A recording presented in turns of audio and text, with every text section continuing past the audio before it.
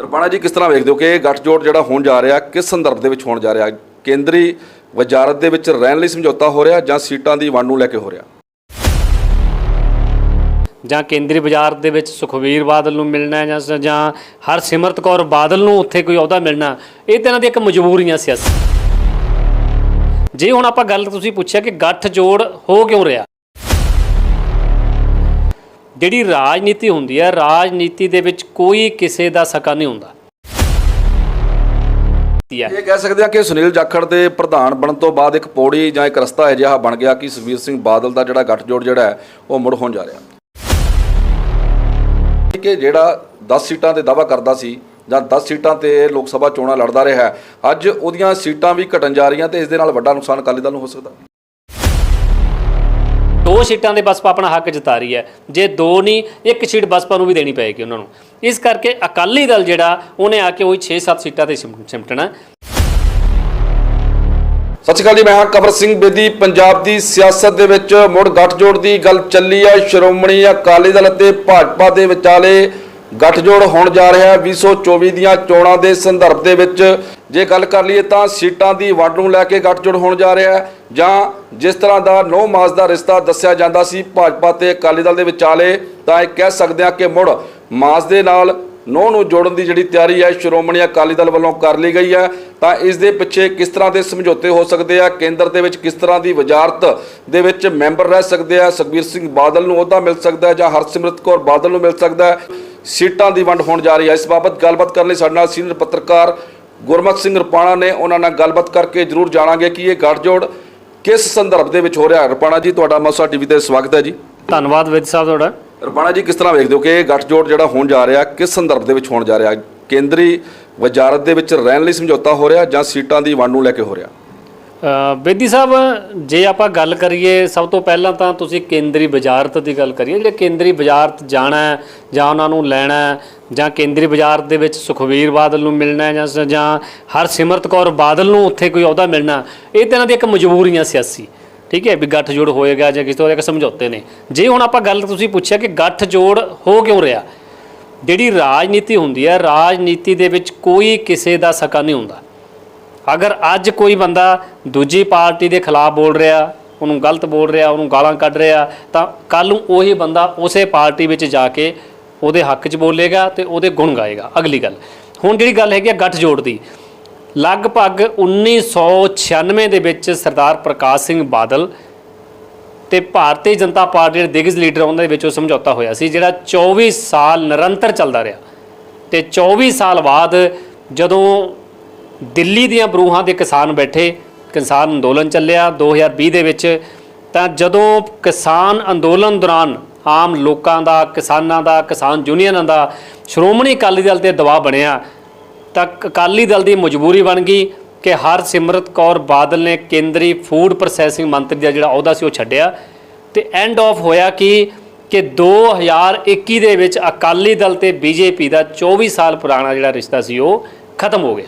ਪਰ ਜੇ ਦੇਖਿਆ ਜਾਵੇ ਰਪਾਣਾ ਜੀ ਕਿ ਅਕਾਲੀ ਦਲ ਦੀ ਹੁਣ ਮਜਬੂਰੀ ਬਣ ਗਈ ਗੱਠਜੋੜ ਕਰਨਾ, ਕਿਉਂਕਿ ਪ੍ਰਕਾਸ਼ ਸਿੰਘ ਬਾਦਲ ਦੇ ਦੇਹਾਂਤ ਤੋਂ ਬਾਅਦ ਇਸ ਤਰ੍ਹਾਂ ਦੀਆਂ ਸੰਭਾਵਨਾਵਾਂ ਜਿਹੜੀਆਂ ਸੀ ਜਤਾਈਆਂ ਜਾ ਰਹੀਆਂ ਸੀ ਕਿ ਜਲਦ ਗੱਠਜੋੜ ਜਿਹੜਾ ਮੁੜ ਹੋ ਸਕਦਾ ਭਾਜਪਾ ਦੇ ਵਿਚਾਲੇ। ਕਿ ਹੁਣ ਜੇ ਗੱਠਜੋੜ ਹੋਣ ਜਾ ਰਿਹਾ ਕਿ ਹੁਣ ਸੁਖਬੀਰ ਸਿੰਘ ਬਾਦਲ ਕੇਂਦਰ ਦੀ ਵਜ਼ਾਰਤ ਦੇ ਵਿੱਚ ਜਾਣਾ ਚਾਹੁੰਦੇ ਆ, ਹਰਸਿਮਰਤ ਕੌਰ ਬਾਦਲ ਨੂੰ ਕੇਂਦਰ ਦੀ ਵਜ਼ਾਰਤ 'ਚ ਰੱਖਣਾ ਚਾਹੁੰਦੇ ਆ, ਜਾਂ 2024 ਦੇ ਵਿੱਚ ਜਿਸ ਤਰ੍ਹਾਂ ਸੀਟਾਂ ਦੀ ਵੰਡ ਹੋਣੀ ਆ ਜਾਂ ਉਸ ਨੂੰ ਲੈ ਕੇ ਕੋਈ ਵੱਡਾ ਸਮਝੌਤਾ ਅਕਾਲੀ ਦਲ ਕਰਨ ਜਾ ਰਿਹਾ? ਬੇਦੀ ਸਾਹਿਬ, ਮਜਬੂਰੀ ਦੋਨਾਂ ਪਾਰਟੀਆਂ ਦੀ ਆ।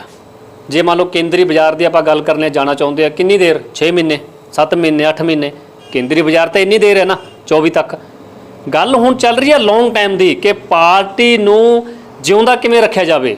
ਸ਼੍ਰੋਮਣੀ ਅਕਾਲੀ ਦਲ ਇਸ ਸਮੇਂ ਪੰਜਾਬ ਦੇ ਵਿੱਚ ਬਿਲਕੁਲ ਕਿਨਾਰੇ ਖੜਾ ਹੈ।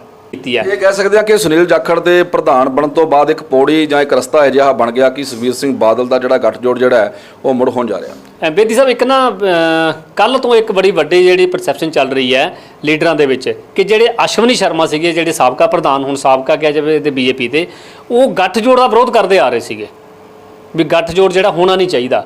ਇਸ ਕਰਕੇ ਉਹਨਾਂ ਨੂੰ ਲਾਂਭੇ ਕੀਤਾ ਤੇ ਸੁਨੀਲ ਜਾਖੜ ਹੈ ਜਿਹੜੇ ਉਹ ਗੱਠਜੋੜ ਦਾ ਵਿਰੋਧ ਨਹੀਂ ਕਰਦੇ। ਸੁਨੀਲ ਜਾਖੜ, ਕੈਪਟਨ ਅਮਰਿੰਦਰ ਸਿੰਘ, ਇਹ ਗੱਠਜੋੜ ਦਾ ਵਿਰੋਧ ਨਹੀਂ ਕਰ ਰਹੇ। ਇਹਨਾਂ ਨੂੰ ਇਹ ਕਿ ਆਪਾਂ ਬੀਜੇਪੀ ਨੂੰ ਪੰਜਾਬ ਦੇ ਵਿੱਚ ਦੁਬਾਰਾ ਸੱਤਾ ਵਿੱਚ ਕਿਵੇਂ ਲੈ ਕੇ ਆਉਣਾ, ਇਹਨਾਂ ਦਾ ਸਾਰਾ ਧਿਆਨ ਉੱਥੇ ਹੈ। ਪਰ ਜੇ ਦੇਖਿਆ ਜਾਵੇ ਰਪਾਣਾ ਜੀ, ਸੀਟਾਂ ਦੀ ਵੰਡ ਨੂੰ ਲੈ ਕੇ ਠੀਕ ਹੈ, ਤੁਸੀਂ ਦੱਸਤਾ ਕਿ ਜਿਹੜੀ ਬਸਪਾ ਹੈ ਉਹ ਵੀ ਕਿਤੇ ਨਾ ਕਿਤੇ ਗੱਠਜੋੜ ਦੇ ਦੌਰਾਨ ਕੋਈ ਦਾਅਵਾ ਜਿਤਾ ਸਕਦੀ ਹੈ। ਪਰ ਜੇ ਦੇਖਿਆ ਜਾਵੇ ਤਾਂ ਅਕਾਲੀ ਦਲ ਜਿਸ ਤਰ੍ਹਾਂ ਵਿਧਾਨ ਸਭਾ ਚੋਣਾਂ ਦੇ ਦੌਰਾਨ ਹਾਸ਼ੀ ਤੇ ਆਇਆ, ਲੱਗਦਾ ਨਹੀਂ ਕਿ ਜਿਹੜਾ 10 ਸੀਟਾਂ ਤੇ ਦਾਅਵਾ ਕਰਦਾ ਸੀ ਜਾਂ 10 ਸੀਟਾਂ ਤੇ ਲੋਕ ਸਭਾ ਚੋਣਾਂ ਲੜਦਾ ਰਿਹਾ, ਅੱਜ ਉਹਦੀਆਂ ਸੀਟਾਂ ਵੀ ਘਟਣ ਜਾ ਰਹੀਆਂ ਤੇ ਇਸ ਦੇ ਨਾਲ ਵੱਡਾ ਨੁਕਸਾਨ ਅਕਾਲੀ ਦਲ ਨੂੰ ਹੋ ਸਕਦਾ। ਬੇਦੀ ਸਾਹਿਬ, ਜੇ ਇਕੱਲੀ ਬੀਜੇਪੀ ਹੁੰਦੀ ਨਾ, ਕੈਪਟਨ ਅਮਰਿੰਦਰ ਸਿੰਘ ਨਾਲ ਨਾ ਹੁੰਦੇ, ਫਿਰ ਹਾਸ਼ੀਏ ਤੇ ਬੀਜੇਪੀ ਹੋਣੀ ਸੀ ਪੰਜਾਬ 'ਚ, ਤੇ ਮੋਹਰੀ ਕੌਣ ਹੋਣਾ ਸੀਗਾ ਉਹਦਾ? ਅਕਾਲੀ ਦਲ। ਅੱਜ ਕੀ ਹੈ ਕਿ ਕੈਪਟਨ ਅਮਰਿੰਦਰ ਸਿੰਘ ਅਕਾਲੀ ਦਲ ਦੇ ਬਿਲਕੁਲ ਬਰਾਬਰ ਹੈ, ਬਰਾਬਰ ਧੜਾ ਖੜਾ ਹੈ। ਕੁਝ ਸੀਟਾਂ ਜਿਹੜੇ ਬਹੁਤ ਵੱਡੇ ਦਿਗਜ ਲੀਡਰ ਹੈ ਜਿਹੜੇ ਕੈਪਟਨ ਅਮਰਿੰਦਰ ਸਿੰਘ ਦੇ ਨਾਲ ਬੀਜੇਪੀ 'ਚ ਆਏ ਨੇ, ਉਹਨਾਂ ਨੂੰ ਵੀ ਕਿਤੇ ਨਾ ਕਿਤੇ 1-2 4 ਸੀਟਾਂ ਦੇ ਕੇ 1-2 ਸੀਟਾਂ ਦੇ ਕੇ ਨਵਾਜਣਾ ਪਏਗਾ। ਉਹ ਬੀਜੇਪੀ ਦੇ ਕੋਟੇ 'ਚ ਨਹੀਂ, ਉਹ ਇੱਕ ਕੈਪਟਨ ਅਮਰਿੰਦਰ ਸਿੰਘ ਦੇ ਕੋਟੇ 'ਚ ਜਾਣੀਆਂ। ਬੀਜੇਪੀ ਦੇ 3 ਸੀਟਾਂ ਪੱਕੀਆਂ ਜਿਹੜੀਆਂ ਪਹਿਲਾਂ ਮਿਲਦੀਆਂ ਸੀ, ਉਹ ਮਿਲਣੀਆਂ ਉਹਨਾਂ ਦੀ। ਉੱਥੇ ਉਹਨਾਂ ਦਾ ਜਿਹੜਾ ਵੋਟ ਬੈਂਕ ਠੀਕ ਹੈ, ਵੋਟ ਬੈਂਕ ਵਧੀਆ ਇੱਧਰ ਜਿਹੜਾ ਦੁਆਬੇ ਏਰੀਏ ਦੇ ਵਿੱਚ, ਉਹ ਸੀਟਾਂ ਜਿਹੜੀਆਂ 3 ਮਿਲਣੀਆਂ। ਉਸ ਤੋਂ ਬਾਅਦ ਜਿਹੜਾ ਕੈਪਟਨ ਅਮਰਿੰਦਰ ਸਿੰਘ ਦੇ ਜਿਹੜੇ ਨਾਲ ਲੀਡਰ ਆਏ ਨੇ ਦਿਗਜ, ਉਹਨਾਂ ਨੂੰ ਵੀ 1-2 ਸੀਟਾਂ ਦੇਣੀਆਂ ਪੈਣਗੀਆਂ। ਜੇ ਬਸਪਾ ਆ ਗਈਆਂ, 2 ਸੀਟਾਂ ਦੇ ਬਸਪਾ ਆਪਣਾ ਹੱਕ ਜਤਾ ਰਹੀ ਹੈ, ਜੇ 2 ਨਹੀਂ 1 ਸੀਟ ਬਸਪਾ ਨੂੰ ਵੀ ਦੇਣੀ ਪਏਗੀ ਉਹਨਾਂ ਨੂੰ। ਇਸ ਕਰਕੇ ਅਕਾਲੀ ਦਲ ਜਿਹੜਾ ਉਹਨੇ ਆ ਕੇ ਉਹੀ 6-7 ਸੀਟਾਂ ਤੇ ਸਿਮਟਣਾ ਤੇ 6-7 ਸੀਟਾਂ ਤੇ ਉਹਨੂੰ ਸਬਰ ਕਰਨਾ ਪਏਗਾ। ਪਰ ਹੁਣ ਲਗਭਗ ਜਿਹੜਾ ਇਹ ਗੱਠਜੋੜ ਹੈ ਉਹ ਤੈਅ ਹੋ ਚੁੱਕਿਆ, ਸੀਟਾਂ ਦੀ ਵੰਡ ਤੈਅ ਹੋ ਚੁੱਕੀ ਹੈ। ਉਹ ਤਾਂ ਸਿਰਫ ਇੱਕ ਐਲਾਨ ਹੋਣਾ ਬਾਕੀ ਹੈ। ਅੱਜ ਵੀ ਹੋ ਸਕਦਾ, ਕੱਲ੍ਹ ਵੀ ਹੋ ਸਕਦਾ, ਸ਼ਾਮ ਨੂੰ ਵੀ ਹੋ ਸਕਦਾ ਤੇ ਪਰਸੋਂ ਨੂੰ ਵੀ ਹੋ ਸਕਦਾ। ਪਰ ਜੇ ਦੇਖਿਆ ਜਾਵੇ ਤਾਂ ਅਜਿਹੀਆਂ ਕਿਹੜੀਆਂ 5 ਸੀਟਾਂ ਨੇ ਜਿਹਦੇ ਉੱਤੇ ਭਾਜਪਾ ਦਾਅਵਾ ਠੋਕ ਰਹੀ ਹੈ? ਕਿਉਂਕਿ 3 ਸੀਟਾਂ ਸੀ ਜਲੰਧਰ, ਹੁਸ਼ਿਆਰਪੁਰ ਤੇ ਗੁਰਦਾਸਪੁਰ ਦੀ। ਪਰ ਜੇ ਦੇਖਿਆ ਜਾਵੇ ਤਾਂ ਕਿਹੜੀਆਂ ਹੋਰ 2-3 ਸੀਟਾਂ ਜਿਹੜੀਆਂ ਭਾਜਪਾ ਵਧਾ ਸਕਦੀ ਹੈ ਜਾਂ ਅਕਾਲੀ ਦਲ ਦੀਆਂ ਜਿਹੜੀਆਂ ਸੀਟਾਂ ਘਟ ਰਹੀਆਂ, ਅਕਾਲੀ ਦਲ 10 ਦੇ ਵਿੱਚੋਂ ਕਿਹੜੀਆਂ ਸੀਟਾਂ ਦੇ ਉੱਤੇ ਸਿਮਟ ਸਕਦਾ ਹੈ? ਨਹੀਂ, ਸ਼੍ਰੋਮਣੀ ਅਕਾਲੀ ਦਲ ਦਾ ਜਿਹੜਾ ਗੜ੍ਹ ਹੈ ਉਹ ਹੁਣ ਇਸ ਟਾਈਮ ਬਠਿੰਡਾ ਤੋਂ ਹਰਸਿਮਰਤ ਕੌਰ ਬਾਦਲ ਉੱਥੋਂ MP ਨੇ।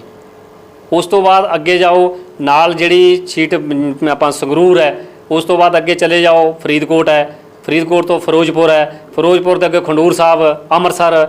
ਇਸੇ ਤਰ੍ਹਾਂ ਜਿਹੜੀਆਂ ਇਹ ਸੀਟਾਂ ਹੈਗੀਆਂ ਨੇ 6 ਇਸ ਬੈਲਟ ਦੀਆਂ ਸੀਟਾਂ ਨੇ, ਉਹ ਸੀਟਾਂ ਸਾਰੀਆਂ ਜਿਹੜੀਆਂ ਉਹ ਅਕਾਲੀ ਦਲ ਨੂੰ ਮਿਲ ਸਕਦੀਆਂ ਨੇ। ਮਤਲਬ ਮਾਲਵਾ ਤੇ ਮਾਝੇ ਦੇ ਵਿੱਚ ਇੱਕ ਪ੍ਰਭਾਵ ਜਿਹੜਾ ਕਹਿ ਸਕਦੇ ਹਾਂ ਕਿ ਅਕਾਲੀ ਦਲ ਛੱਡਣਾ ਨਹੀਂ ਚਾਹੁੰਦਾ। ਜਿਹੜੇ ਪਾਸੇ ਜੇ ਤੁਸੀਂ ਗੱਲ ਕੀਤੀ ਹੈ ਦੁਆਬੇ ਦੇ ਵਿੱਚ ਭਾਜਪਾ ਪੈਰ ਪਸਾਰਦੀ ਰਹੀ ਹੈ, ਇਸ ਗੱਠਜੋੜ ਦੇ ਵਿੱਚ ਜੇ ਬਸਪਾ ਐਂਟਰੀ ਮਾਰਦੀ ਹੈ ਤਾਂ ਜਿਹੜੀ ਤੁਸੀਂ 2 ਸੀਟਾਂ ਦਾ ਜ਼ਿਕਰ ਕੀਤਾ ਕਿ ਫਤਿਹਗੜ੍ਹ ਸਾਹਿਬ ਜਾਂ ਅਨੰਦਪੁਰ ਸਾਹਿਬ ਸੀਟ ਦੇ ਉੱਤੇ ਬਸਪਾ ਦਾਅਵਾ ਕਰਦੀ ਹੈ, ਲੱਗਦਾ ਕਿ ਅਕਾਲੀ ਦਲ ਦੇ ਵਿੱਚ ਕੁਝ ਦਿਗਜ ਲੀਡਰਾਂ ਨੂੰ ਨੁਕਸਾਨ ਹੋ ਸਕਦਾ।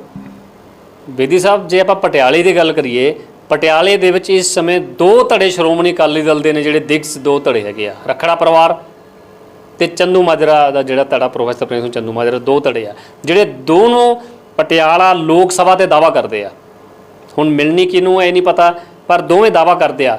ਪਰ ਉਹ ਪਟਿਆਲਾ ਸੀਟ ਜਿਹੜੀ ਆ ਗੱਠਜੋੜ ਦੇ ਵਿੱਚ ਕੈਪਟਨ ਅਮਰਿੰਦਰ ਸਿੰਘ ਦੇ ਖੇਮੇ ਜਾਣੀ ਆ। ਦੋਨਾਂ ਤੇ ਧਰਿਆਂ ਤੋਂ ਹੀ ਪਟਿਆਲਾ ਸੀਟ ਖੁੱਸ ਗਈ। ਉਸ ਤੋਂ ਬਾਅਦ ਜੇ ਆਪਾਂ ਫਤਿਹਗੜ੍ਹ ਸਾਹਿਬ ਨਾਲ ਲੱਗਦੀ ਸੀਟ ਦੀ ਗੱਲ ਕਰੀਏ, ਜਿੱਥੋਂ ਪਹਿਲਾਂ ਪ੍ਰੋਫੈਸਰ ਪ੍ਰੇਮ ਸਿੰਘ ਚੰਦੂ ਮਾਜਰਾ ਲੜ ਚੁੱਕੇ ਨੇ, ਉਹਦੇ ਤੇ ਬਸਪਾ ਨੇ ਆਪਣਾ ਦਾਅਵਾ ਠੋਕਤਾ ਕਿ ਸਾਨੂੰ ਦਿਓ। ਉਸ ਤੋਂ ਬਾਅਦ ਅੱਗੇ ਚਲੇ ਜਾਓ, ਅਨੰਦਪੁਰ ਸਾਹਿਬ ਆ ਗਈ, ਅਨੰਦਪੁਰ ਸਾਹਿਬ ਤੇ ਪ੍ਰੋਫੈਸਰ ਪ੍ਰੇਮ ਸਿੰਘ ਚੰਦੂ ਮਾਜਰਾ MP ਰਹੇ ਨੇ, ਉੱਥੇ ਵੀ ਬਸਪਾ ਨੇ ਦਾਅਵਾ ਠੋਕਤਾ ਕਿ ਸਾਡੀ ਸੀਟ ਹੈ, ਸਾਨੂੰ ਦਿਓ, ਸਾਡੇ ਖੇਮੇ 'ਚ ਹੈ। ਇਸ ਕਰਕੇ ਜਿਹੜੀਆਂ ਇਹ ਨੇੜਲੀਆਂ ਸੀਟਾਂ ਨੇ, ਜਿਹੜੀਆਂ ਪਹਿਲਾਂ ਅਕਾਲੀ ਦਲ ਦੇ ਵਿੱਚ ਪਟਿਆਲਾ ਤੋਂ ਲੜ ਚੁੱਕੇ ਨੇ ਪ੍ਰੋਫੈਸਰ ਪ੍ਰੇਮ ਸਿੰਘ ਚੰਦੂ ਮਾਜਰਾ, ਉਹਨਾਂ ਸੀਟਾਂ ਦੇ ਪਟਿਆਲਾ ਤਾਂ ਗਈ, ਕੈਪਟਨ ਅਮਰਿੰਦਰ ਸਿੰਘ ਦੇ ਖੇਮੇ ਚਲੀ ਗਈ। ਜਿਹੜੀਆਂ ਅਗਲੀਆਂ 2 ਸੀਟਾਂ ਨੇ ਫਤਿਹਗੜ੍ਹ ਸਾਹਿਬ ਤੇ ਅਨੰਦਪੁਰ ਸਾਹਿਬ, ਉਹਨਾਂ ਤੇ ਵੀ ਬਸਪਾ ਦਾਅਵਾ ਠੋਕੀ ਬੈਠੀ ਹੈ ਕਿ ਇਹ ਸੀਟਾਂ ਜਿਹੜੀਆਂ ਸਾਡੇ ਖੇਮੇ 'ਚ ਆਉਣੀਆਂ ਚਾਹੀਦੀਆਂ। ਮਤਲਬ ਇਹ ਕਹਿ ਸਕਦੇ ਹਾਂ ਕਿ ਸੀਟਾਂ ਦੀ ਵੰਡ ਨੂੰ ਲੈ ਕੇ ਵੀ ਪਾਰਟੀਆਂ ਦੇ ਵਿੱਚ ਵੱਡਾ ਘਮਸਾਨ ਨਜ਼ਰ ਜ਼ਰੂਰ ਆਏਗਾ ਤੇ ਸਥਿਤੀ ਤਾਂ ਗੱਠਜੋੜ ਦੀ ਉਦੋਂ ਹੀ ਤੈਅ ਹੋਏਗੀ ਜਦੋਂ ਸਮਝੌਤਾ ਹੋਏਗਾ ਤਾਂ ਕਿਸ ਤਰ੍ਹਾਂ ਦੀਆਂ ਸੀਟਾਂ ਲੜੀਆਂ ਜਾਣੀਆਂ, ਕਿਹੜੀਆਂ ਸੀਟਾਂ ਤੇ ਮਤਲਬ ਇਹ ਆ ਕਿ ਦਾਅਵਾ ਠੋਕਿਆ ਜਾਏਗਾ, ਬਸਪਾ ਠੋਕੇਗੀ, ਅਕਾਲੀ ਦਲ ਠੋਕੇਗਾ, ਮਤਲਬ ਕਿਸ ਤਰ੍ਹਾਂ ਦੀ ਰਣਨੀਤੀ ਜਿਹੜੀ ਹੈ ਸਮੇਂ ਦੇ ਨਾਲ ਰਹਿ ਸਕਦੀ ਹੈ। ਮਤਲਬ ਕੁੱਲ ਮਿਲਾ ਕੇ ਕਹਿ ਸਕਦੇ ਹਾਂ ਕਿ ਇਹਨਾਂ ਸਿਆਸੀ ਸਫਾਂ ਦੇ ਵਿੱਚ ਗੱਠਜੋੜ ਤਾਂ ਬੇਸ਼ੱਕ ਹੋ ਜਾਏਗਾ, ਪਰ ਕਿਤੇ ਨਾ ਕਿਤੇ ਪਾਰਟੀਆਂ ਦੀ ਹੋਂਦ ਵੀ ਕਿਤੇ ਨਾ ਕਿਤੇ ਖਤਰੇ 'ਚ ਬਣੀ ਜਾ ਸਕਦੀ ਹੈ।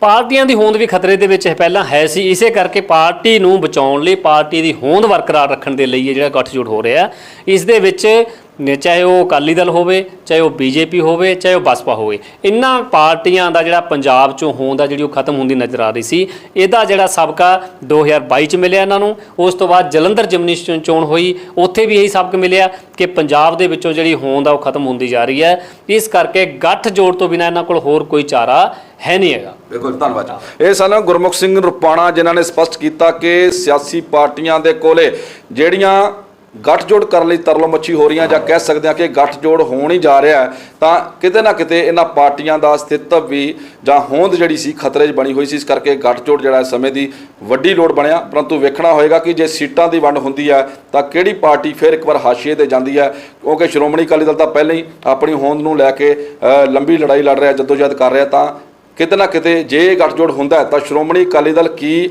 ਵਾਪਸੀ ਕਰ ਸਕੇਗਾ? ਜਿਸ ਤਰ੍ਹਾਂ ਦੀ ਵਾਪਸੀ ਬਹੁਤ ਪਹਿਲਾਂ ਪ੍ਰਕਾਸ਼ ਸਿੰਘ ਬਾਦਲ ਦੇ ਸਮੇਂ ਹੁੰਦੀ ਰਹੀ ਹੈ, ਕਿਉਂਕਿ 24 ਸਾਲ ਗੱਠਜੋੜ ਰਿਹਾ, ਤਾਂ 2 ਸਾਲਾਂ ਬਾਅਦ ਜੇ ਇਹ ਗੱਠਜੋੜ ਹੋਣ ਜਾ ਰਿਹਾ ਤਾਂ ਇਹ ਜ਼ਰੂਰ ਵੇਖਣਾ ਹੋਏਗਾ ਇਹ ਗੱਠਜੋੜ ਹੋਣ ਤੋਂ ਬਾਅਦ 2024 ਦੇ ਵਿੱਚ ਕਿਸ ਤਰ੍ਹਾਂ ਦੀ ਰਣਨੀਤੀ ਬਣੇਗੀ ਤੇ ਕਿਸ ਤਰ੍ਹਾਂ ਦੇ ਰਿਜ਼ਲਟ ਆਣਗੇ, ਕਿਸ ਤਰ੍ਹਾਂ ਸੀਟਾਂ ਦੀ ਵੰਡ ਹੋਏਗੀ। ਤਾਂ ਬਹੁਤ ਸਾਰੇ ਆਗੂਆਂ ਨੂੰ ਜਿਹੜਾ ਹੈ ਇਸ ਗੱਠਜੋੜ ਦੇ ਵਿੱਚ ਵੱਡਾ ਝਟਕਾ ਵੀ ਲੱਗ ਸਕਦਾ ਹੈ। ਕੈਮਰਾਮੈਨ ਅਮਰਿੰਦਰ ਸਿੰਘ ਦੇ ਨਾਲ ਕਵਰ ਸਿੰਘ ਬੇਦੀ, ਮਸਾ ਟੀਵੀ, ਪਟਿਆਲਾ।